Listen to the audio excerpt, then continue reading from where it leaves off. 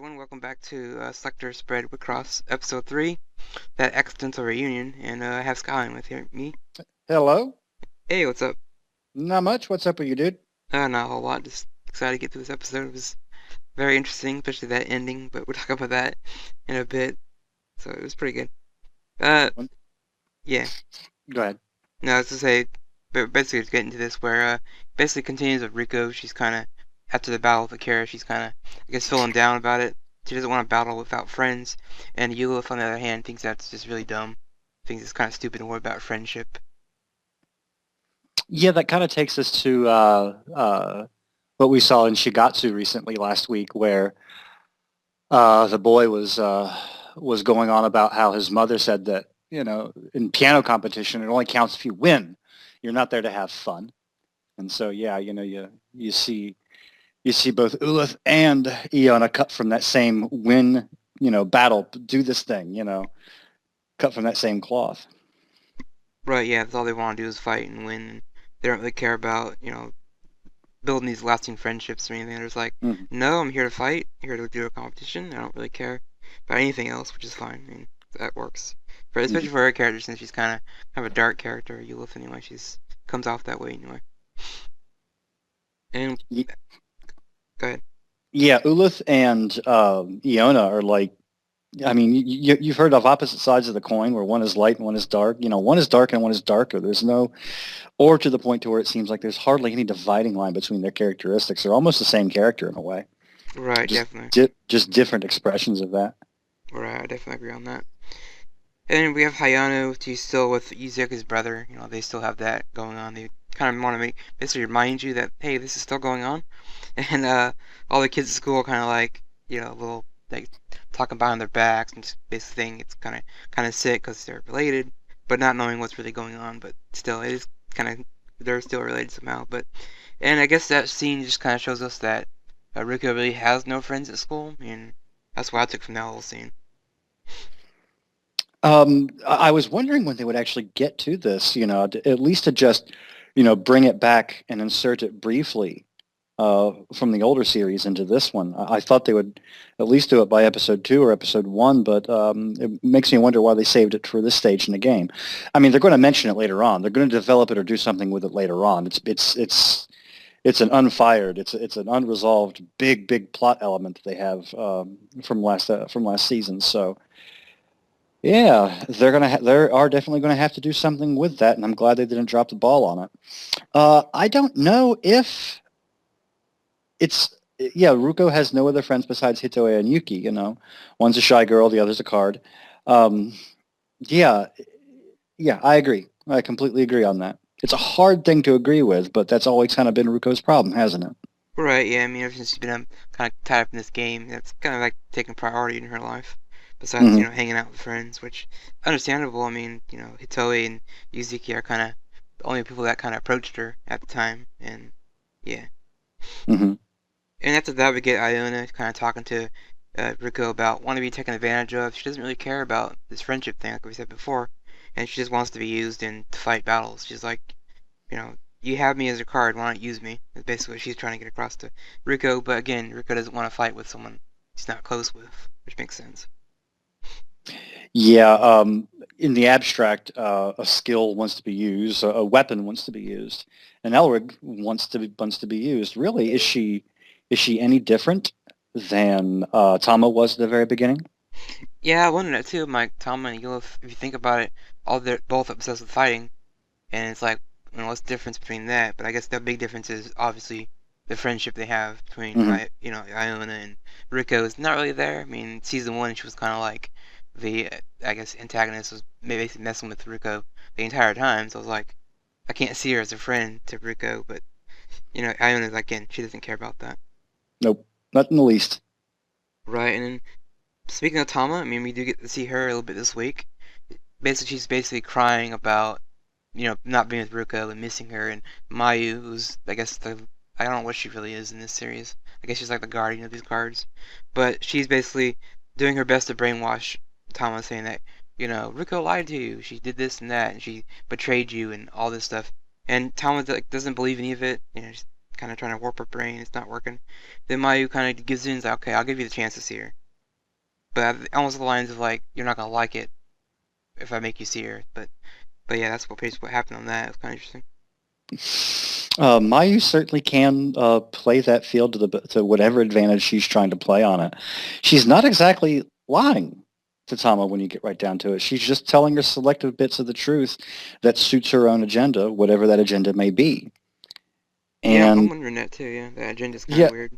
yeah, and by kind of having this very helpful kind of senior senpai kind of relationship with her, or overseer kind of relationship with her, she's trying to play it friendly in a way, and I'm kind of losing a thought on this. Um, I'll let you see her again, and you're not going to like it. Well, of course she's not going to like it. You made her into the enemy card for an enemy person, Right, yeah. in that respect, and that was totally you that did it. But you make it seem like, oh, this is all out of my hands. I'm sorry this is happening to you. It's all out of my hands. I mean, she's kind of playing the Lando Calrissian card from Empire Strikes Back. Right. And the other thing I thought was cool, but that's that whole bit where you get like a quick shot of like I guess three silhouettes of the I guess three girls sitting together, which I'm assuming is Lilith, Tama and Mayu sitting together. It makes me wonder if maybe they're the origin of the card game, like where they're the first girls that went through the system. Because I mean, it's not obviously not Ruka, because I know it's the hairstyle on all these shadows are the Hmm. three other girls, and even in the opening they kind of show the three of them are kind of the key to this whole I guess background and the story where it comes from. Hmm. I did not see anything in the hairstyles other than Mayu's when you get right down to it. So if that's the case, good spotting. Yeah, I think it might be because Lilith, the Rei Kutumia version has that weird like hairpiece thing and that kind of Hmm. weird looking like a scarf on her head or whatever. But so that was in Hmm. the shot, but Mayu's obviously the biggest one you can see because the hair is kind of you know rounder. So it makes me wonder if that's them when they're in human form or before they got turned into cards. So I mean it's interesting to see if they would get back to that. Pretty And much. yeah. And we have Akari, she's still in the plot, she's still around. She's basically hunting for selectors, and Lilith is still kind of badgering her about showing her true side, which I guess is the scar, and she doesn't want her to hide it, so it's kind of like, but you gave her makeup to cover it, so she feels better, but you wanted to see the scar. I was kind of Mm. confused on that. You have a choice. You have a choice of satisfying yourself, going out on your own and being yourself, or you're with me, and I'll take care of everything for you. Right, yeah, I guess it makes sense. The outside appearance will be this certain way, while the inner, she knows the truth, and that, I guess she wants to see the inner side more than anything. And it kind of plays possibly into a lot of knowledge that Ulith has about the wider game itself, and it seems like she's trying to shape Akari into a specific type of player, a specific type of person, and maybe beating her up later on and eating her, because that would satisfy Ulith's winning conditions. Because remember, it's not a specific set of matches you have to win. You have to satisfy some some internalized yet unknown winning condition. Right, yeah, they show that in the last fight of season one. There's another Hmm. condition, not just winning, that applies to the game. And, it's interesting. Akira, like I said, she's still around doing things, so I like that. And like you said, she's maybe breeding her to be this, you know, rage-filled player that wants to, fight with aggression. And Hmm. maybe developing, eventually she'll probably get turned into a card. So I was like, hey, if I can make her this, badass fighter, she can maybe become a greater threat than, some of the other cards. It might be interesting. Exactly. I mean, Akari was doing it before. She was hunting for selectors on her own and got quite good at it, more or less. Um, but now she's doing it for someone else's purposes when you get right down to it. Yeah. And then before we get to any more fighting, we get a little bit of girl talk with the main cast, and I guess they all have this little cry fest, and Lilith, in the meantime, is like, I imagine her, she's like, oh, please kill me now. Like, Aeona. yeah, yeah, Yona's just like, oh my god, these kids, like, that's why I hate children, like, I talked about Ulith and Aeona almost being the same character, and now you're getting the names mixed up here. Yeah, I made a point to put Iona instead because I was getting a Yeah. little. But yeah, she's just like, these children, like, their emotions are just. She doesn't see the point behind all of that. And it's just basically Well, her friends saying, "Don't do what you're gonna do. Find a different way to do it again." but I'm on the fence about how. How are they going to find a different way to do this? Is like a portal to that white world all of a sudden going to open up in front of them if they wish hard enough for it or something? I mean, it's like there's one established way to get to the way you're going, and that is to battle more. Right. Yeah. So if they're going to take a step forward, a foot forward, and they're going to battle anyway, they might as well. It's pretty clear the other side Hmm. is doing it their way. Do it your way. Right. It's like, eventually she's gonna have to get over the fact that she has to battle regardless. It's like Hmm. no matter what you do, you can't win this game if you're not playing it. So you kind of Yep. have to play. So, and then after all that, we get Lilith, the version of fighting Chiori at the end, and Chiori, the hyper girl, doesn't really Hmm. see what's going on, but yeah, but the whole point between that is just to reveal Lilith's new card, which happens to be, Tama, which is the big reveal at the end. And I mean, I found it to be a little bit shocking, but then at the same time, I was like kind of expecting it because like, who else would they give her to? If you think about it. I thought the reveal was, there are reveals that are shocking. There are reveals that are, oh, I didn't expect that to come. But sometimes there are reveals that kind of, I think, have to play into a specific emotional register. And that was the one. They kind of had to play it to where, yes, this is indeed the worst possible situation that you could possibly ever see this in. Tama is pretty much beaten before she even starts. And Ulith is just gloating. She's just so incredibly happy that this is happening. Right, and it's kind of funny that see that she has to technically fight herself in her different body, and it's very Hmm. complex and crazy, but it's just weird to see how this is gonna play out, and it is nice to see that they're gonna bring Reiko Mia's character finally back. I mean, I think we've kind of missed her a little bit of her here and there, but seeing her battle again is gonna be interesting because again, Tama's back, and everybody's been waiting for the reveal. Where's Tama? Who's got Tama? And now they finally show us, but now it's gonna come down to how do they get Tama back to Riko? How's that gonna play out? So, Hmm. and overall, what do you think of the episode? I like this one. I like this one a lot. So two of my favorite moments was Akari just breaking down, coming to this realization that she's nothing. Her personality is at this point is very much completely wiped out and just being eaten alive from the inside out by Ulith, and that's interesting. That's really hard to watch that do. And yeah, my other favorite moment was just seeing Chiori so eager to get into battle. Yeah, again, it's like will they finally show her doing something Right, besides being goofy, yeah. besides being will they finally show her being a fine selector? Because remember last time she was in the last season, they didn't show her battling at all. They cut away from it. Yeah.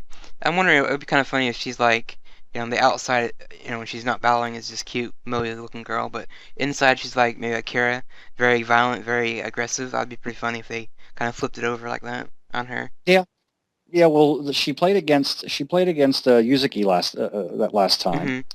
that we know of. So um, yeah, how's that going to play out in that regard? Hmm. Yeah, I'm wondering too, and I'm almost wondering if, maybe that girl lost and she's already the card and been switched, but we wouldn't really know because, like you said, we didn't see Chori actually fight, you know, Yeah, Yuzuki in the beginning, so it's like we don't know how her style of fighting is.